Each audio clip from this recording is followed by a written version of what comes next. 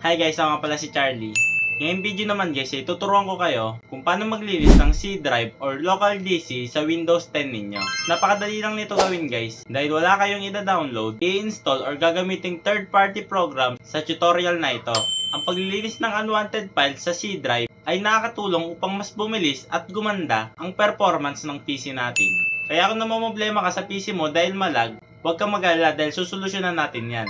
Pero bago ang lahat, kung di ka pa nakapag-subscribe sa channel ko, mag-subscribe ka na. And pakilike na rin ang video na to. So tara guys, simulan natin.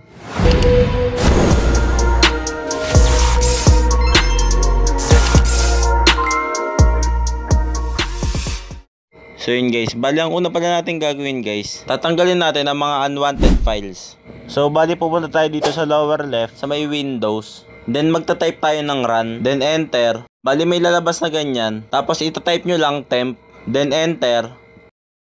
Tapos kapag may lumabas na notification, continue nyo lang. Yan, bali lalabas yung mga unwanted files. Bali i-delete lang natin to lahat. Sa mga hindi pa pala nakakaalam, ang command sa keyboard ng permanent delete ay Ctrl-Shift-Delete. Then kapag gusto nyo naman burahin lahat, Ctrl-Shift-A-Delete. Bali hindi na siya mapupunta sa recycle bin. Yan guys, nabura na. Close lang natin. Then next, pindutin ulit natin tong Windows. Then mag-type ulit tayo ng run. Then enter. Tapos lalabas ulit yan. Tapos next naman natin na itatype ay %temp%. Then enter. So bali guys, lalabas ulit yung mga unwanted files. Di-delete lang natin to permanently. Kung may natira na files guys, okay lang yan. Hayaan nyo na lang.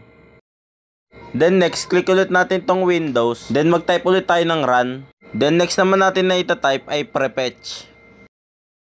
Then continue lang ulit natin to. Then may lalabas ulit yun na unwanted files. I-delete lang din natin to.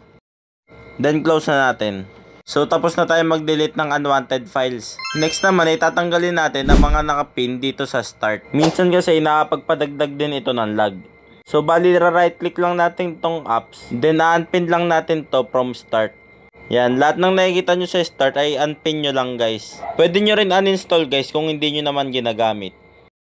Next naman natin guys ay mag-uninstall tayo ng mga hindi natin ginagamit na apps. Minsan kasi nakapagpadagdag pa ito ng space sa ating disk. So balang gagawin natin, click lang ulit natin tong Windows. Then mag-type tayo ng add or remove program. Then enter.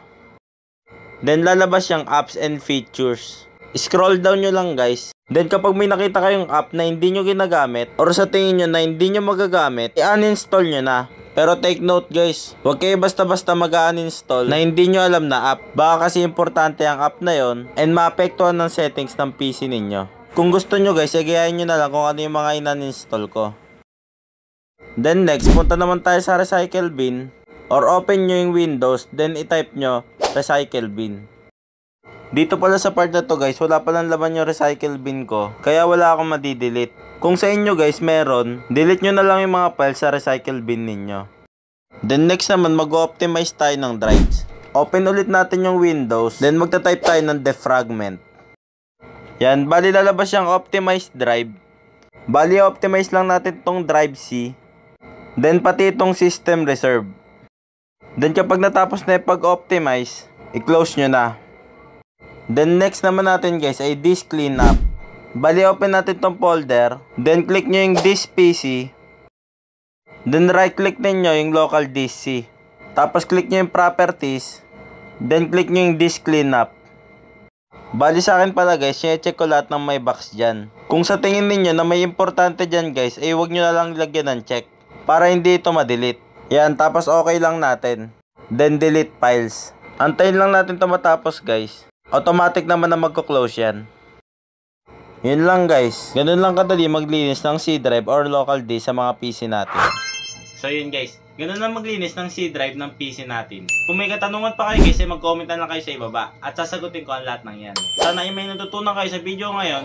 And kung hindi ka pa pala nakapag-subscribe sa channel ko, ay mag-subscribe ka na. And pakilike na rin ang video na to. Yun lang guys. Bye bye.